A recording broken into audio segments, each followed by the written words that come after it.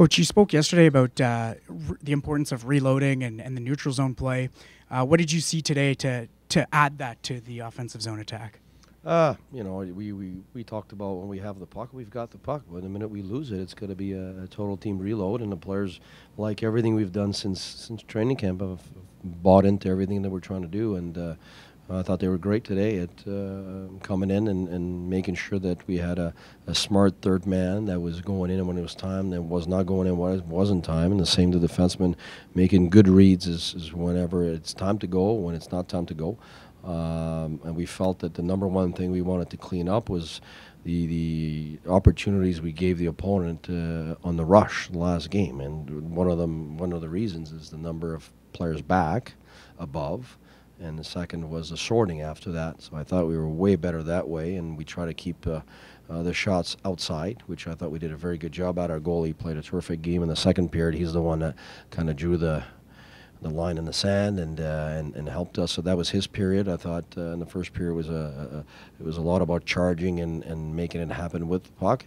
And I really liked the maturity of the players in that third period, where on their own you could hear the right things being said about when it's time to get the puck out, when it's time to get the puck in, and making sure that the changes are good. And a lot of maturity in that game and a lot of attention to details. It was really, really good. It was a lot of fun to coach those players tonight, I'll be honest with you. That's when you're behind the bench and you're about to say some things and you hear it from the players first, you know that you're on the right track for a good culture.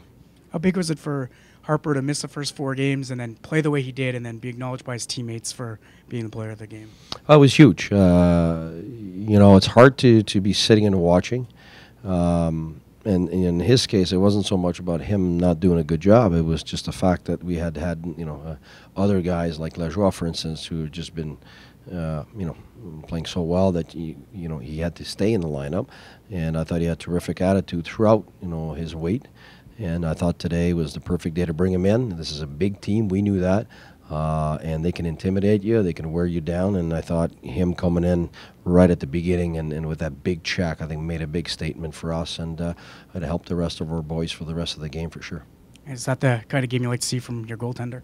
Oh, for sure. I mean, we know how good he can be, and I love the fact that last game it wasn't his fault, and we didn't see any reactions or frustration after last game. It was a total reload mentally and emotionally, and then you get a good solid practice yesterday where his work ethic was outstanding, his attitude was right on par. So I was kind of expecting that today, to be honest with you. He was so focused, and he deserves it. Coach, peut-être juste parler en français de la performance de Ben Harper qui était laissé de côté depuis le début de la saison, qui là, sort un gros match aujourd'hui.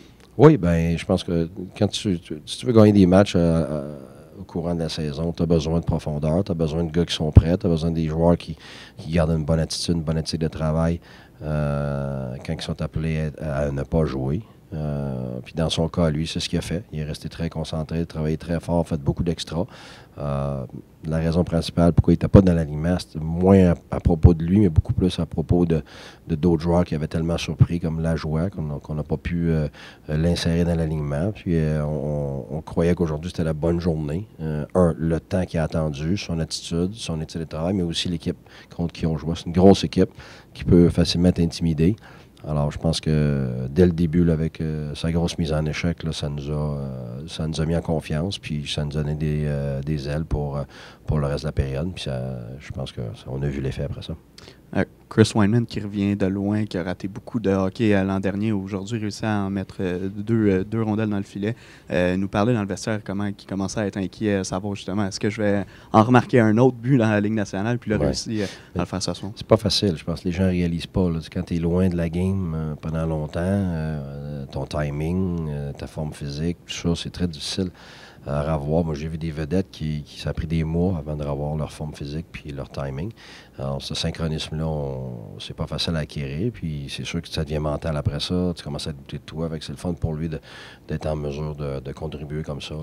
Puis c'était vraiment un match d'équipe pour tout le monde. Tout le monde a eu son mot à dire. Des lancers bloqués, des jeux intelligents au bon moment, sans rondelle, avec la rondelle, tout ça. Notre gardien de but. Alors, c'est vraiment une belle victoire d'équipe.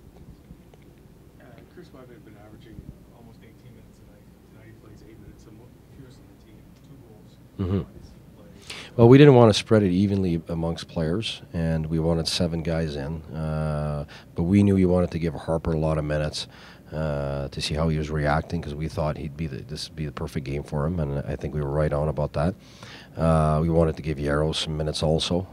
This is a big team, like I said, so those 2 guys are big guys. When we needed that presence, so we knew they were going to get more minutes.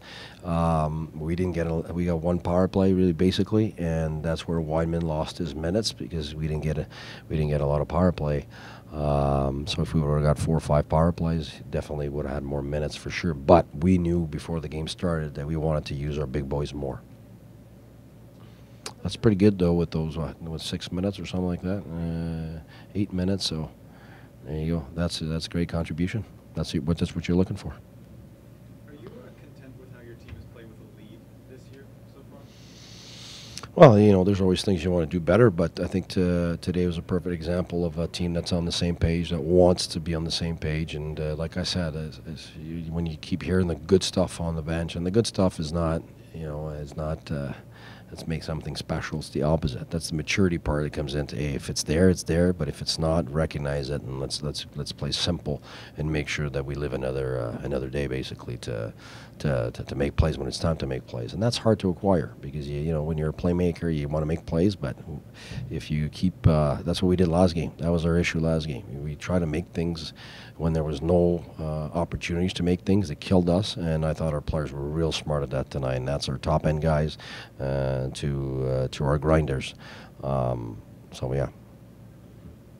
How important do you think power play goals are for momentum? Or as opposed to, like, if you don't score on the power play, you have a chance at? For me, every goal is a momentum goal. So you can have a great 5-on-5 goal where guys are crashing the net. That's momentum. You can have a power play. It's momentum. You have a penalty kill goal. That's a momentum. So every goal is a momentum goal.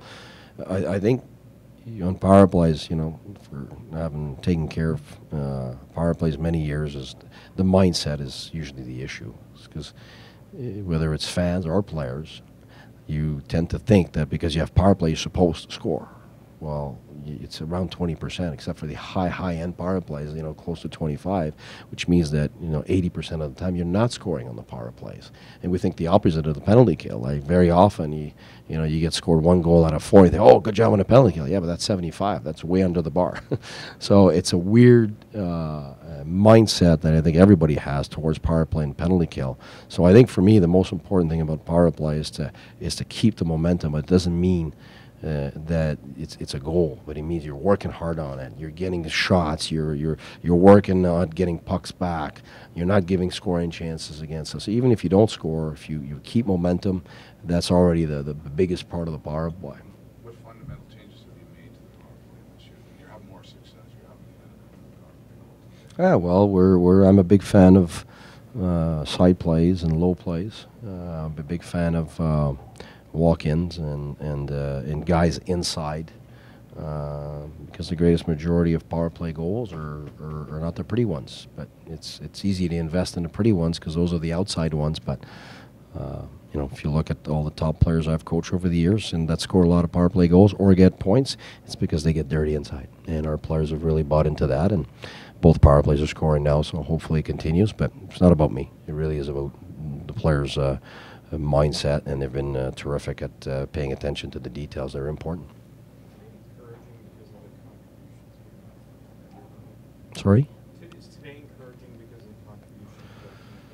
Yeah, but I'll be honest with you, I love coming to work. This is a fun group to work with, and I've seen it every day. So even the other day against Philly, it was clear the players knew, and they knew it wasn't good enough, and they knew that they wanted to get better at the next practice, and they were. And what I liked is they all went out together, vending off a little bit together, and so it's a good thing. The guys are really gelling together, and like I said, our motto was transitioning together this year, on ice and off ice, and they've displayed that, and it's really nice to see.